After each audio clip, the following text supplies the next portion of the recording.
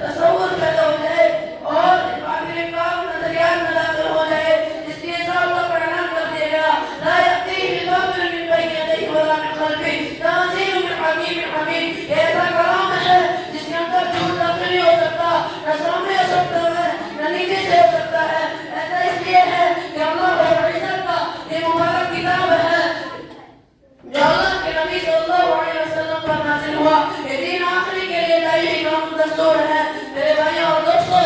اس لیے کہ جب انسانیت کی سعادت کا ذریعہ بنے اور قیامت تک کے لیے آدھا کیا جاتا ہے، اللہ تعالیٰ ہم سب کو کہنے سننے سے جگہ عمل کی توفیق عطا فرمائے. وآخر دعوانا الحمد للہ رب العالمین.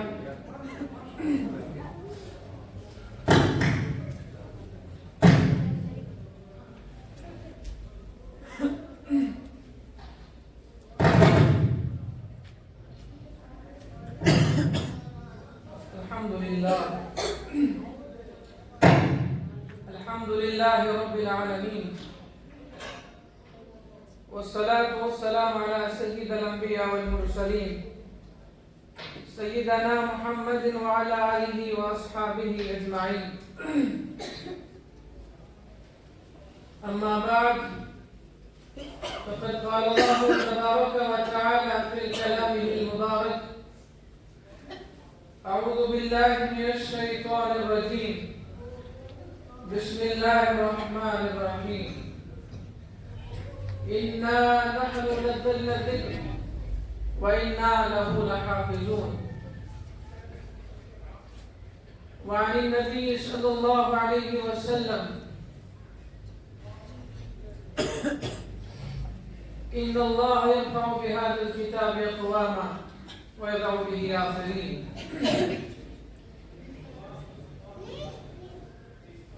درود شریف پڑھے سارے. اللهم صل على محمد وعلى آل محمد كما صليت على إبراهيم وعلى آل إبراهيم إنك حميد مجيد. اللهم بارك على محمد وعلى آل محمد كما باركت على إبراهيم وعلى آل إبراهيم إنك حميد مجيد.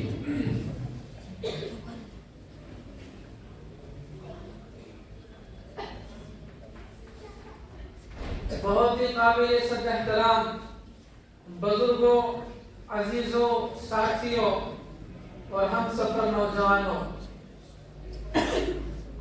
اللہ تبارک و تعالی کا بے انتہا فضل و کرم ہے، احسان ہے کہ جس مالک دو جہانے، جس مالک ارض و سما نے مجھے اور آپ کو مختلف خاندانوں سے نکال کر، مختلف کاروبار سے نکال کر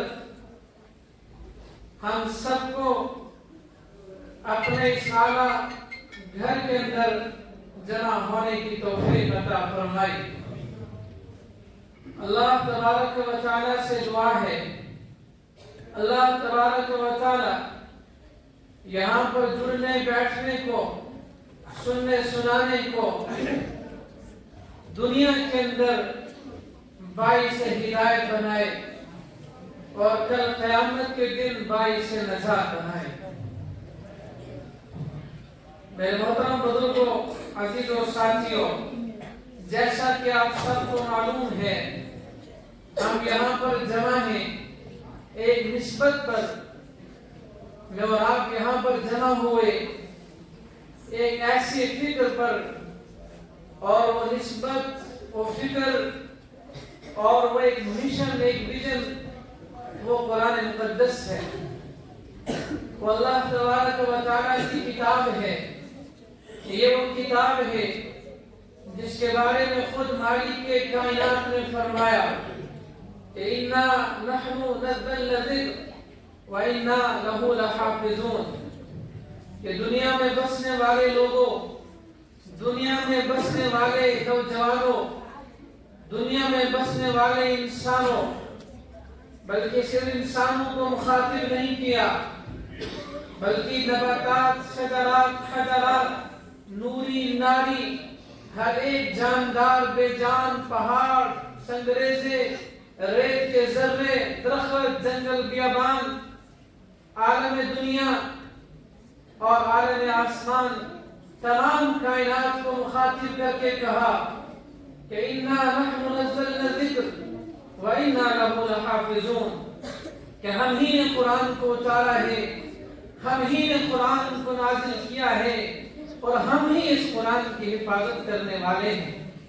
فرمایا مقدس کتاب وہ کتاب ہے کہ جس کتاب کا نازل کرنے والا امین ہے، جس قرآن کو جس کے ذریعے بھیجا جا رہا ہے وہ بھی جبریل امین ہے، اور جس شخص پر نازل ہو رہا ہے وہ بھی امین ہے، جس شہر میں نازل ہو رہا ہے وہ شہر بھی امن والا ہے کہ لا اقسم بہذا البلد، اور جس امت پر نازل ہو رہا ہے وہ امت بھی امن والی ہے، وہ امت بھی امین ہے کہ کنتم خیر امت اخرجت للناس۔ تو میرے محترم بزرگ عزیز اور دوستو، یہ وہ مقدس کتاب ہے جس کے نسبت پر میں اور آپ یہاں پر جمع ہوئے، کہ جس کی حفاظت کی ذمہ داری خود مالک کائنات نے لی ہے۔ قیامت تک کے لوگوں کے لیے جتنی کتابیں آج تک لکھی گئی، جتنے والوں نے لکھی، ہر کتاب کے اندر ہر زمانے کے اندر رد و بدل ہو جاتا ہے۔ تاریخ کی بڑی بڑی کتابیں لکھی گئی، ہر زمانے کے اندر تاریخ کو بدل لیا جاتا ہے، ہر زمانے کے اندر تاریخ کے اوراق کو اپنے صحیح مطلب سے ہٹا دیا جاتا ہے، لیکن قرآن ایک واحد کتاب ہے، قرآن ایک واحد ایسا نسخہ مجھے اور آپ کو ملا ہے۔ آج سے 1400 سال پہلے جن الفاظ کے ساتھ، جس آواز کے ساتھ، جس انداز کے ساتھ قرآن مقدس دو جہاں کے تاجدار محمد الرسول اللہ صلی اللہ علیہ وسلم پر نازل ہوا تھا، آج بھی قرآن اسی طرح محفوظ ہے، کتابوں میں بھی محفوظ ہے، سینوں میں بھی محفوظ ہے۔ میرے محترم بزرگ عزیز اور دوستو، اب قرآن کو پڑھتے ہیں، آپ کو وقف کرنے کے قاعدے سمجھائے جاتے ہیں۔ اے قرآن وہ کتاب ہے جہاں پر محمد رسول اللہ صلی اللہ علیہ وسلم پڑھتے پڑھتے ٹھہر جاتے ہیں، وہاں پر اس کو وقف کہا جاتا ہے۔ وقف کرنا بھی محفوظ ہے، کہاں پر نہیں ٹھہرنا ہے وہ بھی محفوظ ہے، اور قیامت تک قرآن باقی رہے گا۔ جب تک دنیا کے اندر اللہ کی کتاب قرآن مقدس باقی ہے، دنیا باقی رہے گی۔ جب اس دنیا سے قرآن مقدس کو اٹھا لیا جائے گا، دنیا فنا ہو جائے گی۔ لہذا میں زیادہ باتیں نہ کرتے ہوئے اس پروگرام کو آگے بڑھانے کے لیے میں تلاوت کلام اللہ کے لیے دعوت دینا چاہوں گا۔ اس مدرسے کے استاد ہیں قاری عادل صاحب، میں قاری عادل صاحب کو دعوت دوں گا، وہ آئیں تلاوت کلام اللہ سے سامعین کے دلوں کو مجدہ مسکر۔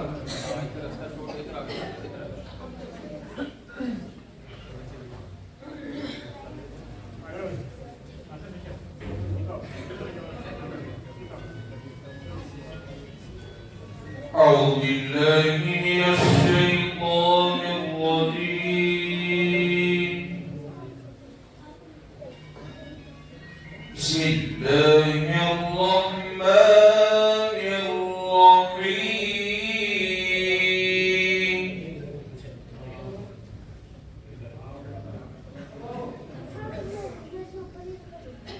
والضحى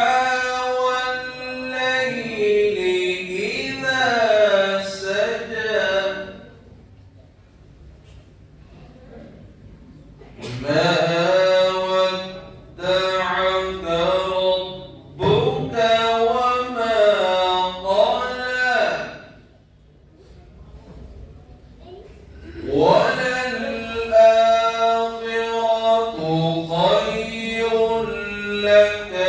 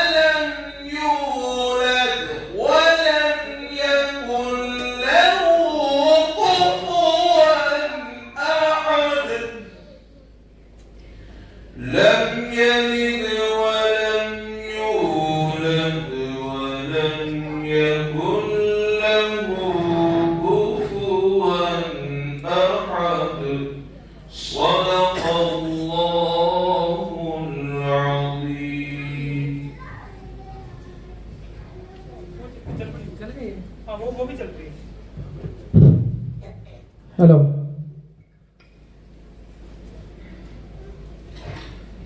जज़ाकुमुल्लाहु खैरन शुक्रन फअहसनल जज़ा। आप तिलावत कलामुल्लाह समाअत फरमा रहे थे। मदरसा तालिबुल कुरान योजना तालाब के मुदर्रिस कारी आदिल साहब की आवाज़ में शायर ने क्या खूब कहा है, ज़माना आज भी कुरान ही से फैज़ पाएगा, ज़माना आज भी कुरान ही से फैज़ पाएगा, मिटेगी जुल्मत शब और सूरज जगमगाएगा। ये कुरान मुक़द्दस का हुस्न है कि कुरान मुक़द्दस दुनिया के तमाम इंसानों के लिए हिदायत है। ये कुरान हिदायत भी है, ये कुरान शिफा भी है, ये कुरान तमाम दुनिया के बसने वाले इंसानों के लिए रूल ऑफ लॉ भी है। मेरा और आपका कोई आईन है तो वो कुरान मुक़द्दस है। लेकिन अफसोस इस बात की है, मैं हमेशा कहता हूं कि हमने कुरान आया था जिंदों के लिए, हमने रखा मुर्दों के लिए। कुरान आया था हिदायत जिंदा इंसानों के लिए, हमने रखा कुरान खत्म पढ़ने के लिए। तो गोया क्या हुआ, कुरान जिंदों के लिए नहीं आया, कुरान तो मुर्दों के लिए आया। मेरी बात कड़वी भी हो सकती है लेकिन बात हकीकत है। کہ آج قرآن اس چیز کے لیے رہ چکا ہے. حالانکہ قرآن مجھے اور آپ کو سکھاتا ہے چلنا کیسے ہے, بولنا کیسے ہے, بیوی کے ساتھ حسن سلوک کیسے کرنا ہے, کیسے چلنا ہے, مال وراثت کیسے تقسیم کرنا ہے, قرآن سکھاتا ہے. پڑوسی کا حقوق قرآن بتاتا ہے, لین دین قرآن بتاتا ہے, سیرت طیبہ قرآن بتاتا ہے. مجھے اور آپ کو 24 گھنٹے کی زندگی کیسے گزارنی ہے قرآن بتاتا ہے. ایک جوڈیشری کے اندر انصاف کیسے قائم ہوگا قرآن بتاتا ہے. ایک پولیس والا افسر ملازم ہے, اس کو کیسے ملازمت کرنی ہے قرآن بتاتا ہے. لیکن میرے عزیز و بزرگوں, میری اور آپ کی ستم ظریفی یہ ہے کہ بس قرآن خالی اس چیز کے لیے رہ چکا ہے 10ویں 40ویں اور سال کے لیے. اللہ تعالیٰ مجھے اور آپ کو آج جو امت کی زبو حالی ہے وہ اسی وجہ سے ہے. اللہ تعالیٰ قوموں کو عروج دیتا ہے قرآن کی وجہ سے, اور قوموں کو زوال دیتا ہے قرآن کی وجہ سے. ان اللہ یرفع بهذا الکتاب اقواما ویضع به آخرین. اللہ تعالیٰ اس قرآن کے ذریعے بہت سو کو عزت پہ پہنچا دیتا ہے اور بہت سارے لوگوں کو رسوا اور ذلیل کر دیتا ہے. اللہ تعالیٰ قرآن مقدس کی قدردانی کی توفیق عطا فرمائے.